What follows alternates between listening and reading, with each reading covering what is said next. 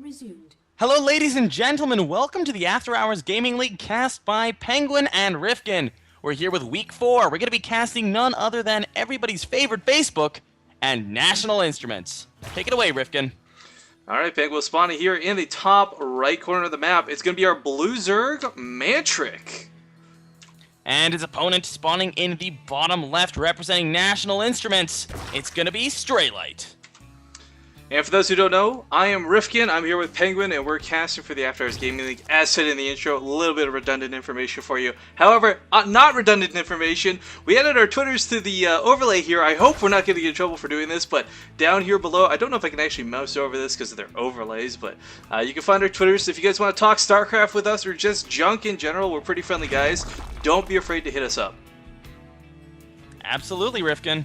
And I'm just going to sort of explain where these guys are in the leagues. Now, basically, National Instruments is having a bit of trouble. They're currently in the lower half of the bracket, but of the division, rather. But Facebook doing pretty well. They're up there, top 4 at the moment. Things are looking nice and bright for Facebook. Can National Instruments finally get themselves on the right path, take themselves a nice, commanding win against Facebook? Or will Facebook continue to pretty much do what they do best and just win? Well, it's a ZVZ Penguin, so no one here really has the clear upper advantage, and unfortunately I am not familiar enough with these players to know if either of them excels at this particular matchup, but it's Heart of the Swarm, and it's still fairly new for everybody, so I highly, highly doubt that anyone has a huge advantage going into this. We are actually seeing Mantric go for a drone scout here. This is something that's very, very atypical in this matchup, but if he's able to deny the expansion for a little while, this could end up paying off. Meanwhile, he has gone for the hatchery first himself, so this is really just to make sure that he's not going to die to some crazy cheese. Yeah, Straylight did opt for the pool first, though. His ring around the rosy antics are only going to work so long, so he did take quite a bit of damage on that drone before going in here. Now, he might actually just lose it if he's not careful. Oh my goodness, Penguin, 1 health remaining, and he's going back. Oh man, I would love for him. Away. What? Don't die, Mantric. What's he doing? He's going back in for more. This guy is a glutton for punishment, but he hasn't lost anything yet, so I guess not too bad. I would love for him to like ninja down a spine crawler or something, but I guess with the Overlord here, he doesn't have that sneaky vision he can abuse. Yeah, and he did go hatchery first, so his pool's only about 2/3 of the way done. He does have to be careful though, or this drone is going to end up like Mantric's wife. He's that's a World of Warcraft joke for anyone who doesn't get that. I told him not to use it for the cast, but he did it anyways. This is terrible, terrible. But we have the drone. He's getting a little bit scrappy, going for that hatchery, trying to do a little bit of damage to it. And I mean, Mantric. This is interesting, actually. Mantric is trying his best to just harass his. Oh no, is he gonna do it? No, he was at the edge of the creep, and I thought he was gonna go for the spine crawler, trying to put down an Evo chamber by the looks of it there, but wasn't able to succeed. Now he is going to lose that drone, so not quite getting what he wanted. Had he been able to get that Evo chamber down blocking the gas, that would have been a bit of an annoyance for Straylight, but able to clear it up. Yeah, and I mean, really, we're focusing a lot on the drone harass, guys. It's cool, it's kind of cutesy, and it's fun to watch, but really, at the end of the day, the hatchery got built. It's missing no more than 60 health. It's not the biggest deal. Well, I mean, that's true, but hey, when there's nothing else going on, might as well focus on what there is, right?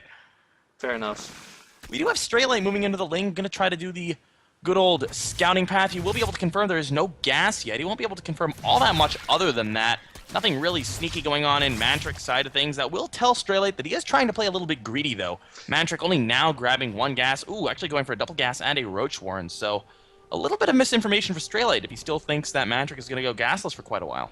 I just want to take a moment to comment, because it never gets old for me, Penguin. The new death animations in Heart of the Swarm. Those 2 Zergling scouts that came in to check Mantric's base were very viciously killed by a queen. Just like as you're saying that, have you seen the new physics on ice? Oh my goodness, they go sliding all over the place. It's ridiculous. I really, really hope we see some awesome ice action. Do we have Howling Peak today? Let me check I don't that. know the After Hours Gaming League map pool. We do. Oh, we have Howling Peak as Game 3, so that will be pretty fun. We can show off those death animations there, but that's really, really awesome. Definitely something to look forward to. And also, another thing that they've changed is that when the Zerg units pop out of their cocoons, it also looks a lot cooler than it did in Wings. Yeah, so guys, if you get bored of this one and you turn it off right now, come back for Game 3, because you're going to see some silly death antics on Howling Peak. That much is for certain. Indeed, Rifkin. Now, just taking a look at Straylight's natural, he's doing really, really well to just get a little wall off here. That Spinecrawler does provide a full wall off in Heart of the Swarm, as opposed to in Wings, where you cannot wall off with it just because of the scale of the actual thing. But I like what he's done here with the Baneling Nest, the Evolution Chamber, and the Spinecrawler. Oh, looks like Lings can actually slip through there, so it's not completely walled off. Yeah, I remember reading a patch thing they were trying to make it Ling-proof. Maybe it's just for Spinecrawlers adjacent to other Spinecrawlers? I don't actually know. It may just be misplaced as well, but it's a really cool idea. I like what he's done with this. The Baneling Nest is a little exposed. This is looking scary, PengWin. There's not a lot at home. He doesn't have a wall. The Queens are not Queens- going to be able to wall off in time, and he's going to lose both of them if he's not lucky here. And yeah, they both go down. That's going to be a huge benefit for Straylight going forward. There's Drones no being Queen pulled. production. There's no Larva production right now. I do like his choice to pull the drones immediately. I mean, you're just not going to save them versus this. Now, they can try to drone drill a bit, but I mean, this is still a lot of Zerglings, no matter how you look at it. Straylight, though, actually, there we go, a bit of drone drilling finally starting. We got the Roach hammering away at them, and overall, let's check this. Only 3 workers killed, not too bad, but losing those 2 Queens was pretty detrimental. Losing the Queens was definitely the biggest thing that Straylight was able to achieve there. Oh no, he's throwing down 4 Spinecrawlers as well. He predicts a Roach all-in, but there's a Spire on the way for Mantric. And even though Straylight's getting his own, it's behind and he's 1 base down as well. There's a 3rd base already up for The Mantric. Zerglings will scout this, though, and I would really like for Straylight to just, alright, you know what, forget the natural. That 3rd base is exposed, but no, he's going straight for the mineral line. And there's so Really many nice roaches full here. position, Micro. Oh, if he gets the Spire, that's going to be absolutely massive, and he is going for it. Will the Roaches be able to help this out in time? I don't know. The Spinecrawler, No, the Spores, yeah, the Spire. The Spire is going to go solo. down. Canceled. Forces Even. cancel. Putting down Beautiful play here another by one Straylight. immediately. He really wants to get those Mutalisks out. Now the problem is also behind this, Straylight was also going for his own Spire, which is now nearly complete as Mantric is just starting his. So I mean, for a small amount of time, he's going to have that Mutalisk harassed. And his 3rd base is still under attack. He actually killed off 4 workers with these 2 Zerglings at the 3rd base. This has been incredibly efficient here by Straylight. But he is way down in supply. He's down in workers by about 7. But as you said, Rifkin, he's going to have that Spire up so much earlier, and he has so much gas banked. He's going to be able to pump out 12 Mutalisks and an upgrade right away.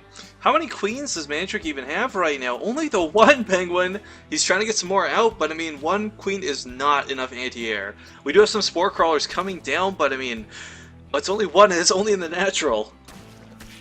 I don't quite like that Straylight's not going for an upgrade just yet. That's the biggest advantage he's going to have here. There we go, +1 Carapace. Great choice there. Carapace always much more helpful than the weapons in Mutalisk versus Mutalisk fights here. And this is going to be so helpful. He's so ahead in the upgrade. His Mutalisks are already out. If he goes for Harass now, he could kill off that 3rd so easily. Yeah, the upgrades are an insane deal, but you gotta keep in mind, numbers are kind of everything when it comes down to these scrappy fights.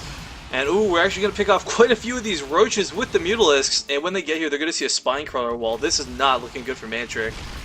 Not at all. I mean, these Roaches are not the core of his army once these Mutalisks get out, but they're units that you can't just donate like this. the problem is, I mean, Roaches, while they can't hit the Mutalisks, ground units like Zerglings and Roaches, if you already have them out, they can be so useful in those Muta versus Muta fights because the Glaives, they don't focus, the bounce doesn't focus the Mutalisks. It focuses ground units under the Mutalisks. Ooh, So they can be used to tank, and Roaches, they tank so much. The 3rd is under a bit of harassment here, picked off 2 Spores, and you will be able to clean that up. But before that, he's able to confirm the existence of the Mutalisks. Now let's take the count here. It is 17 to 10 Mutalisks, PengWin. I think Straylight's going to have a little bit of an advantage going into this fight. But Both players are supply blocked too. Straylight's very supply blocked. Mantric is not anymore. But Straylight has so many more Overlords out in the field. We have an engagement of Mutalisks at the natural. Look at his tech choice here, PengWin. We're going to have armor versus damage, and armor is just so much better. On top of the fact that he's got the numbers, this is looking better and better for Straylight. Just constantly on the aggression, and his 3rd base of Mantric is just always under attack. Every time we look, it's just under attack. Straylight is playing this beautifully. This is exactly how you have to play a Mutaling style of play. The one thing that I would like to see him do, though, is pull back those Overlords. He has 1, 2, 3, 4, 5, 6, 7, 8, 9 Overlords out on the map that could go down. That's 900 minerals. And a potential huge supply block if Mantric ever gets the numbers out to fly around. He has to have a rough idea with the amount of aggression he's applied to this 3rd base, with the drones he constantly keeps killing, and the small Mutalisk count he saw earlier. He has to know he's got the bigger count right now. And I mean, upgrades or not, when you've got almost double your opponent's Mutalisks, you know you're going to win that fight. There's no question about it. Speaking of the natural, he is going to be able to pick off. Ooh. Is he going to get the Mutalisk? One is getting very, very low, and he will get away. With the regeneration, that's going to help out quite a bit. That Mutalisk will not be useless. But the third base goes down. Oh no. And now he's going to get chased off.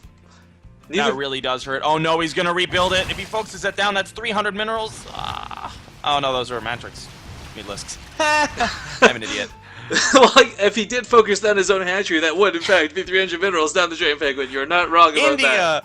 In the words of my father, they all look the same. Alright, well, the Mutalisk count is actually kind of evened out at this point. Straylight losing that slight advantage that he had before, and we just see him floating around the map, constantly doing more than Mantric is. Oh no, he's in the main. He just picked off 2 Mutalisks for free. There's 3 queens here. Nice try with that transfuse. They're all going to go down. And losing the queens is huge. That stops your larva production. It doesn't stint it, it stops it. The concave is much better for Mantric, and he's able to pick off a couple of those Mutalisks before they do get out, so there's a tiny win for him. He still has 1 more Mutalisk than Mantric, though. I like this, though, from Mantric. He's not going for the +2 attack. +1 attack is, like, moderately useful. +2 attack just really isn't, so he is going for characters now. Has also been very heavy with his Zergling aggression while this has been going on. Mantric, it feels, has been kind of forced to be stuck with just Mutalisks. But now we got a Zergling scrap fest going down at the ramp, PengWin. It's kind of hard to tell who's going to win this until the Mutalisks come along, of course. Straylight, though, look at this, though. He's supply blocked again because he didn't pull the Overlords back, and there's still 5 of them out on the map.